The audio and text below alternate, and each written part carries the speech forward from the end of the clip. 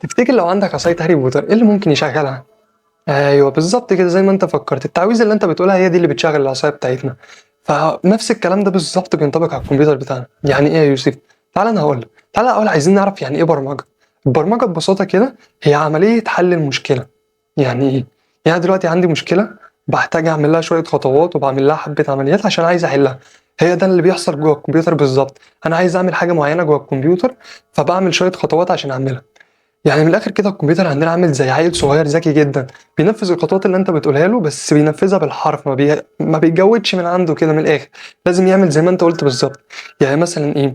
انا لو عندي عيل صغير رحت جايبه كده اهو، وقلت له انا عايزك تعمل لي كوبايه شاي. لو قلت له عايزك تعمل لي كوبايه شاي كده وخلاص هو مش هيفهمني بالظبط عشان هو عيل صغير. انما انا محتاج اقول له ايه؟ تعالى، انا عايزك تعمل لي كوبايه شاي، وعشان تعمل كوبايه شاي انت محتاج الاول تروح تجيب شاي وتجيب سكر وهتجيب كوبايه وتحط ميه في البراد وتحط على البوتاجاز، وهتروح جاي حاطط الشاي وحاطط فوقيه السكر، وبعد كده هتجيب الميه ايه، تحطها في الكوبايه. فهو ده بالظبط اللي انت محتاج تتعامل معاه بنفس الطريقه بالظبط، بتحتاج تتعامل معاه ايه، مع الكمبيوتر. بتقول له مثلا عايز اعمل واحد اتنين تلاته اربعه خمسه وترص له خطوات تحت بعض، فتلاقيه عمل لك اللي انت عايزه. هي دي بقى البرمجه بالظبط. انا بالظبط زي العصايه بتاعت هاري بوتر كده. لو هاري بوتر حب يخليها تنور مثلا كان بيحتاج يقول لها مثلا تعويذه معينه. لو غلط في التعويذه دي او ما قالهاش صح، العصايه مش تعمل اللي هو عايزه. فنفس الكلام في الكمبيوتر بالظبط، لازم تديله تعليمات واضحة وصريحة بالظبط يقدر يفهمها عشان يقدر ينفذ لك اللي انت عايزه.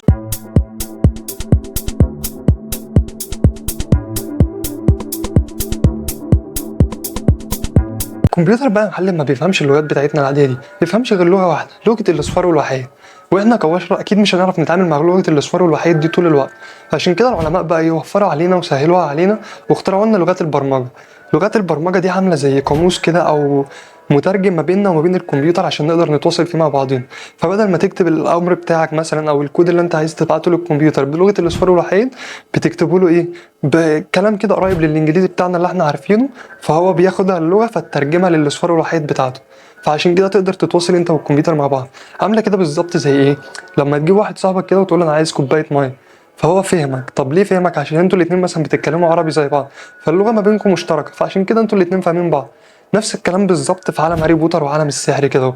كل تعويذه ليها لغه خاصه بيها، وكل عصايه بتفهم لغه معينه. فلو انت ما كلمتش العصايه باللغه اللي هي فاهماها وقلت لها التعويذه باللغه بتاعتها، هي مش هتفهمك ومش هتعرف تشتغل. هو ده نفس الكلام بالظبط اللي بيحصل ما بين الكمبيوتر ولغه البرمجه بتاعتك. طب احنا بقى دلوقتي كده فهمنا يعني ايه برمجه، وعرفنا يعني ايه لغه برمجه اللي انا بكلم بيها الكمبيوتر بتاعي.